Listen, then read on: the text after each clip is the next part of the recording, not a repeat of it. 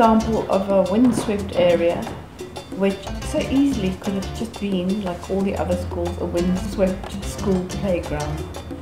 And someone had the vision to transform it into a vegetable garden. And it's not just a vegetable garden, it's a vegetable garden of passion, where she's used kids with special needs to transform the environment they live in. We gave her the area space at the back, and with that area space it was just basically bush and hills and everything that didn't look like it's looking at the moment. And she basically took it to that level whereby it became an organic garden, and that organic garden is obviously supplementing a lot of things now because everybody's now started to see the value that it can add.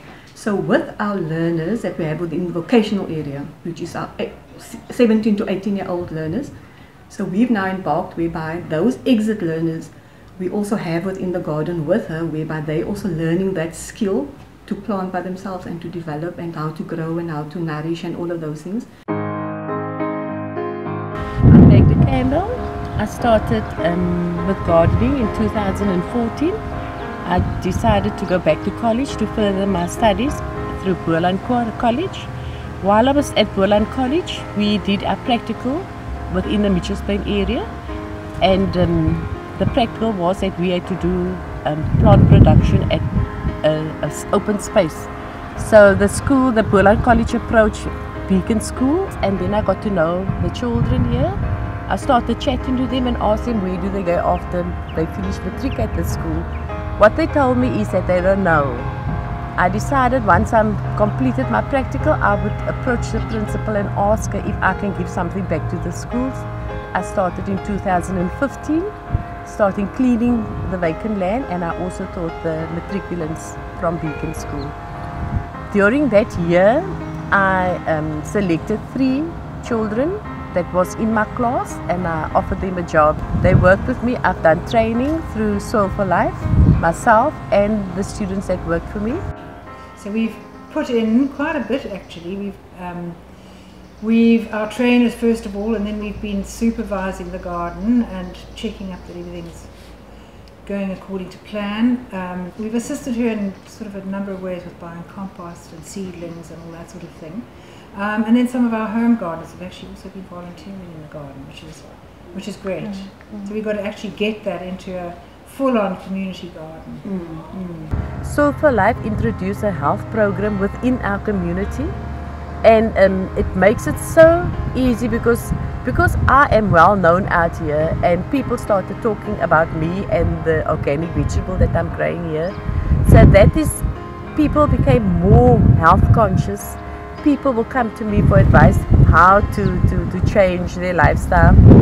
And what I try to explain to the people, eating healthy, changing your lifestyle, it's not expensive. And what do you do in the garden? Make therapy, cleaning, give water to the plants and that. Ah, so you look after the plants? Yes. You bring them to life? Make clean, yes. Okay. And how do you feel when you're working in the garden? It's good, it's a nice therapy. So Make your soul clean. Make your mind clean. And the very fact that when we were there, the kids kept knocking on the window and communicated with Magda. And Magda is the person who engages with them about something organic, making things that they see every day around them grow into life. And it's a gift. Magda's a gift to those kids, and those kids then are a gift to their environment. And it also shows what kids with special needs are capable of. And so it wasn't only the vegetable patch in front, but the back of the school, where she got different grades of learners competing against each other to transform the environment they live in. We've just completed our basic plant production here at Beacon School with the juniors. We had a competition now where they were very proud to show off with the little gardens. But they also started naming them. They started giving their gardens a name, and that for me was kind of exciting.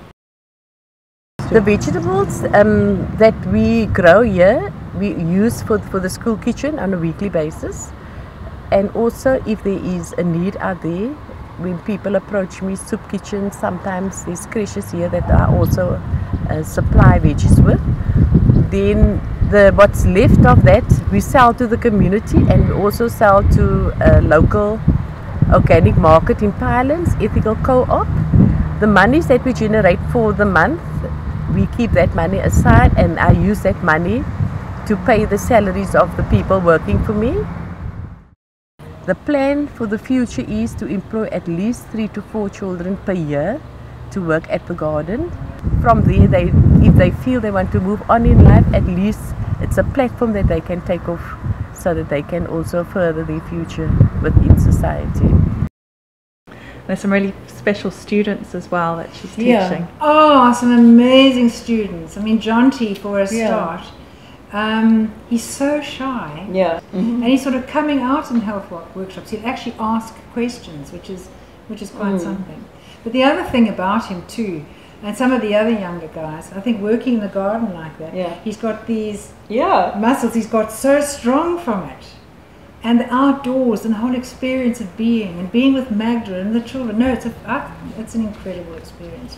I watched him plant seedlings today with precision, with love, and it is what he wants to do. And when I said to him, "You really like what you do," and he said, "Oh yeah," and that was so nice for me. You know, a young guy who is in the space that gives him joy every day. And it was such a heartwarming experience today.